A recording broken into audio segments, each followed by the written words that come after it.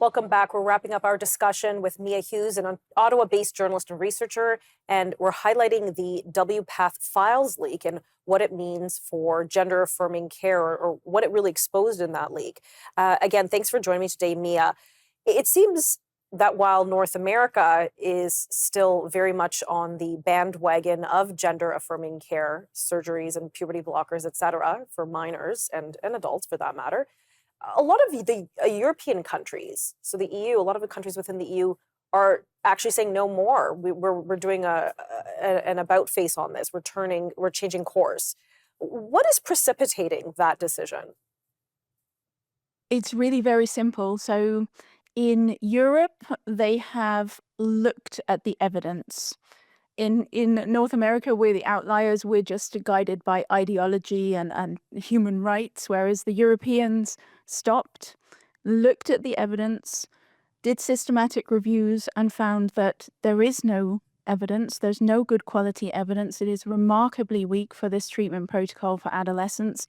And therefore, they've all pivoted away. They've all backed away.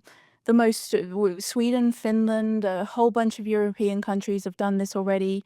And then the most famous of all is the UK CAS review, which is a 4-year-long investigation into the UK's Youth Gender Service. It's not just the most thorough investigation of pediatric gender medicine in existence. It's one of the most thorough investigations of any medical protocol ever to be performed. Wow. And the conclusion was quite simple. The evidence is remarkably weak. We have let children down. And as a result, the UK has banned puberty blockers indefinitely. So not the Here in surgery, just the puberty blockers? So far it's puberty blockers, and then I suspect they will ban cross-sex hormones following the puberty blocker ban.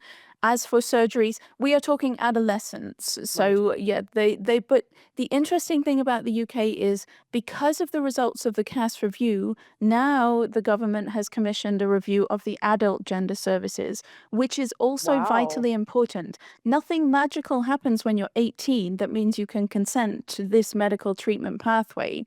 And so therefore you need strict, rigid guardrails around this medical treatment. And right now we do not have that. We have transition on demand as soon as you turn 18.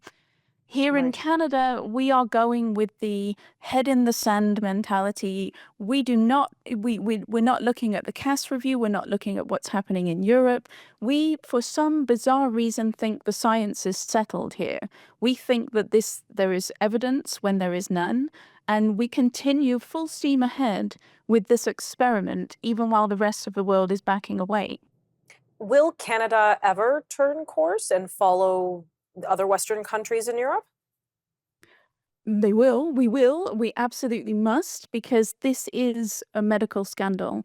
I believe it's the greatest medical scandal in the history of modern medicine, and every medical scandal eventually comes to an end. So, how long we can hold out this shameful behavior of refusing to look at what's right before our eyes, I do not know, but absolutely it will end. Uh, when we talk about puberty blockers, I mean, I know we're dealing with a lot of medical jargon. I guess we could use that phrase.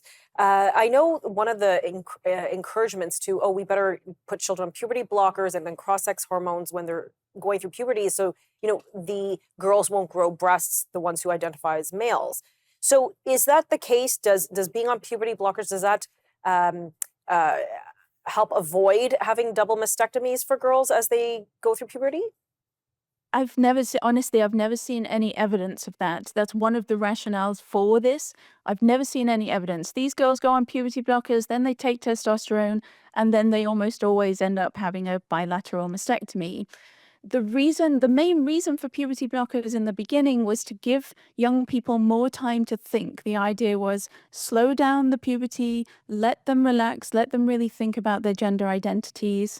And then what actually happened was we realized that 98 to 100% of the kids put on puberty blockers were progressing to cross-sex hormones, which means that the puberty blockers lock in the gender identity. They prevent the cognitive development necessary to overcome your dysphoria. So they didn't turn out to be what they were planned to be. And as a result, it sounds like we have a big mess and potential medical scandal on our hands. Mia, thank you so much for your insight. We've run out of time, but we'll have to have you on again as more information comes forward. Thank you. Thank you so much.